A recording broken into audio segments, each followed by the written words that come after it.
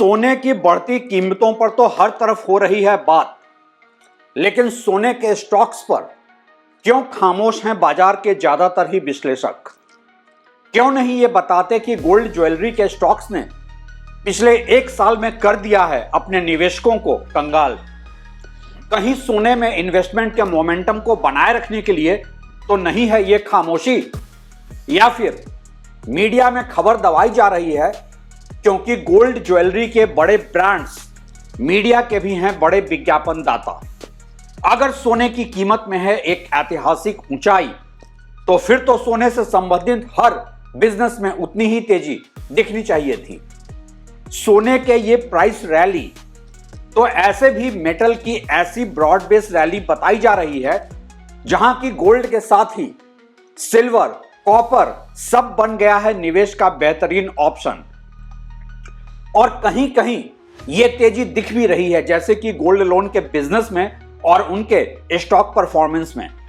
लेकिन ज्यादातर gold jewellers के स्टॉक फिर क्यों पिट रहे हैं बाजार में? क्यों नहीं कर रहे हैं निवेशक उन पर भरोसा? और क्यों पिछले एक साल में लगभग सारे ही लिस्टेड गोल्ड ज्वेलर्स के स्टॉक ने निगेटिव में ही दिया है रिटर्न? क्या है ये गणित, ये इनवर्स रिलेशन सोने में तेजी का इसके स्टॉक की मंदी के साथ?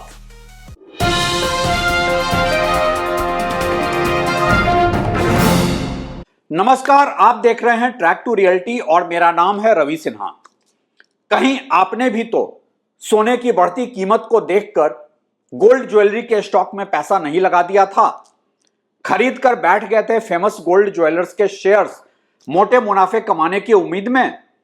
और मैं यहां सिर्फ देश के मेजर गोल्ड ज्वेलर्स के शेयर्स की ही बात कर रहा हूं, ना कि गोल्ड लोन देने वाली कंपनियों के स्टॉक की।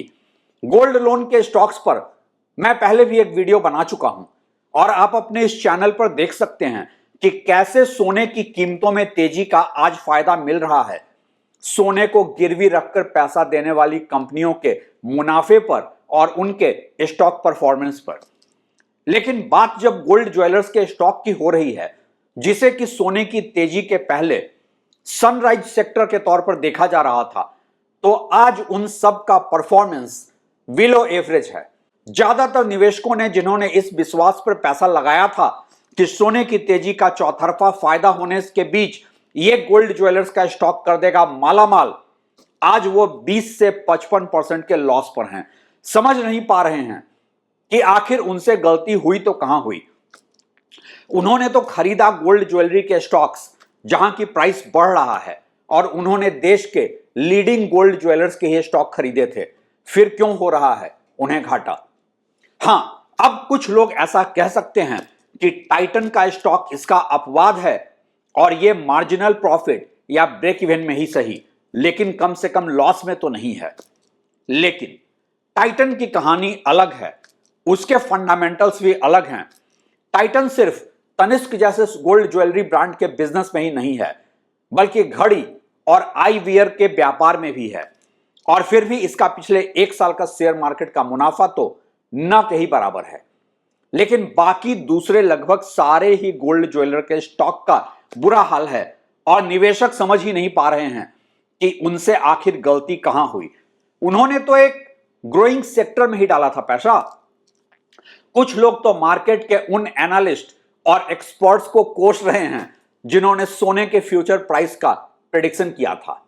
हां, मैं भी ऐसा मानता हूं कि फाइनेंशियल मार्केट और खासकर डिजिटल फाइनेंस की दुनिया आज भरा पड़ा है मिसलीडिंग एडवाइस देने वालों से। लेकिन यहां दरअसल उनकी गलती नहीं, बल्कि आपकी गलती है। आप इधर उधर के टिप पर अपना पैसा इन्वेस्ट करते हैं, ना कि खुद एक्सपर्ट एडवाइस को एक फाइनेंशियल एजुकेशन की तरह समझकर। मैंने अक्सर अपने चैनल पर कुछ कमेंट्स को देखकर समझ जाता हूं कि लोग ऐसे वीडियो एक फाइनेंशियल एजुकेशन के लिए नहीं ही देखते हैं।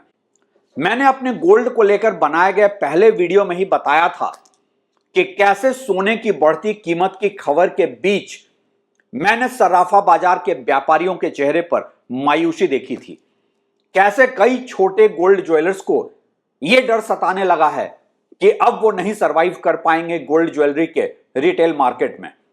आखिर गोल्ड ज्वेलरी का मार्केट तो रिटेल खरीदारों का ही मार्केट होता है और सोने की बढ़ती कीमतों ने तो कर दिया है इन रिटेल गोल्ड ज्वेलरी के बायर्स को मार्केट से ही बाहर। सोने की कीमत अब आम इंडियंस की परचेज पावर से बहुत बाहर जा चुका है।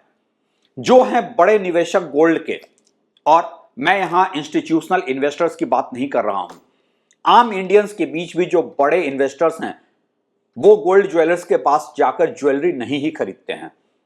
ज्वेलरी निवेश का माध्यम नहीं है क्योंकि उसमें मेकिंग चार्ज बहुत ज्यादा है और सोने की बढ़ती कीमत में इन ज्वेलर्स को आज कर दिया है लगभग बेकार। सबसे पहले आप जान लें कुछ आंकड़ों को जो आपको मदद करेंगे यह समझने में कि कैसे गोल्ड ज्वेलर्स के शेयर्स ने आम निवेशकों के विश्वास को तोड़ा है और उनका नुकसान किया है। सेनको गोल्ड के स्टॉक का पिछले एक साल का रिटर्न है -54%। कल्याण ज्वेलर्स ने -33% का रिटर्न दिया है। राजेश एक्सपोर्ट्स का शेयर प्राइस पिछले एक साल में 35% डाउन रहा है। IGIL का 27% डाउन रहा है। PN गाडगिल का 10% डाउन रहा है। मोती सन्स ज्वेलर्स का शेयर है लगभग 30% डाउन और थंगाई मिल के शेयर ने एक साल में 19% का निगेटिव रिटर्न दिया है। क्या आंकड़े आपको डरा रहे हैं? कहीं इन आंकड़ों को देखकर आप भी तो नहीं लगे हैं सोचने कि सोने की कीमत में एक भारी क्रैश की आशंका सही लग रही है? दरअसल ऐसा है नहीं। और इस खेल को समझने के लिए आपको पूरा इन्वेस्टमेंट मार्केट और असेट क्लास के साइक्लिक पैटर्न को समझना होगा और समझना होगा सोने में इन्वेस्टमेंट के स्मार्ट तरीकों को। दरअसल सोना सबसे सेफ असेट क्लास माना जाता है और देश और दुनिया में जब भी अनिश्चितता का माहौल बनता है तो सोने की कीमत में भारी उछाल आता है। उदाहरण के तौर पर 2008 का ग्लोबल फाइनेंशियल क्राइसिस या फिर कोविड। और ऐसी अनिश्चितता में सबसे पहले जो एक असेट क्लास अपने बियरिश साइकिल में चला जाता है वो है फाइनेंशियल मार्केट और स्टॉक मार्केट। तो एक तो यह वजह है कि जब सोने की कीमत बढ़ रही है तो स्टॉक मार्केट ने ओवरऑल बिलो एवरेज परफॉर्म किया है। सच तो यह है कि पिछले एक साल में निफ्टी 50 का रिटर्न कोई -1% के आसपास ही रहा है, जो कि बैंक फिक्स्ड डिपॉजिट के 7% से भी कम ही है। तो सोने के मेटल प्राइस का स्टॉक मार्केट प्राइस से ऐसे भी एक इनवर्स रिलेशन है, विपरीत चाल रहती है दोनों की। दूसरी वजह है कि सोने की कीमत को आज मार्केट में रिटेल इन्वेस्टर्स नहीं बढ़ा रहे हैं, बढ़ा रहे हैं कीमत दुनिया भर के सेंट्रल बैंक एक रिकॉर्ड खरीदारी से। और इसलिए इस प्राइस रैली से आम सोने के ग्राहकों का और उनके अपने अपने फेवरेट ज्वेलर्स का कोई लेना देना ही नहीं है। इसका दरअसल एक उल्टा असर यह हो रहा है कि सोने की बढ़ती कीमतों ने आज आम रिटेल ग्राहकों को गोल्ड ज्वेलरी के खरीदारी से ही बाहर कर दिया है। शादियों में अब पहले की तरह सोने के आभूषण नहीं दिए जा रहे हैं। देश के एक प्रमुख गोल्ड ज्वेलरी चेन ने तो पिछली शादियों के सीजन में 20 ml या 1 ग्राम के 5वें हिस्से का लैमिनेटेड पीस निकाल दिया था गिफ्टिंग के पर्पज से, क्योंकि उससे ज्यादा की परचेज पावर है ही नहीं आज के मार्केट में। और तीसरी वजह है सोने को लेकर बढ़ता ओवरऑल अवेयरनेस और फाइनेंशियल लिटरेसी। डिजिटल लिटरेसी के इस दौर में आज एक आम भारतीय इस बात को समझता है कि गोल्ड ज्वेलरी उपभोग के लिए है, न कि निवेश के लिए। निवेश के लिए सोने के आभूषण में नुकसान बहुत है और इसका मेकिंग चार्ज बहुत ज्यादा है। और इसलिए जो आम इंडियंस कर भी रहे हैं सोने में रिटेल इन्वेस्ट, वो अब गोल्ड ज्वेलर के पास जाकर ज्वेलरी नहीं ही खरीद रहे हैं। तो ये हैं वो प्रमुख वजह जिन्होंने गोल्ड ज्वेलरी का अट्रैक्शन खत्म कर दिया है बाजार में, और इसका सीधा सा असर पड़ेगा ही गोल्ड ज्वेलर्स के स्टॉक्स पर। आखिर कंपनी के प्रॉफिट में आने से ही स्टॉक प्राइस पर भी निवेशकों का भरोसा बढ़ेगा। और आखिर में सबसे बड़ा सवाल ये कि आपको ऐसे में क्या करना चाहिए। आपको अपने इन्वेस्टमेंट एडवाइजर से अब बात करनी चाहिए, और ज्यादातर का वैसे यही मत है कि अभी वक्त है नहीं गोल्ड ज्वेलरी के स्टॉक को खरीदने का। यहां तक कि एक्सपर्ट्स गोल्ड ज्वेलरी के स्टॉक को भी खरीदने की सलाह नहीं ही देंगे।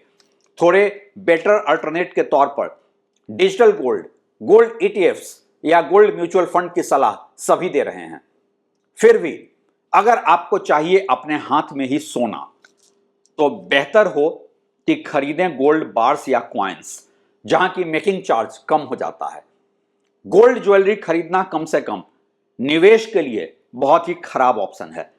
वैसे कहीं आपने भी तो नहीं खरीद लिया था गोल्ड ज्वेलरी के स्टॉक्स? कमेंट करके हमें जरूर बताइएगा। और हां, चैनल को लाइक और सब्सक्राइब करना ना भूलें। ऐसी जानकारी आपको हर चैनल पे मिलेगा नहीं।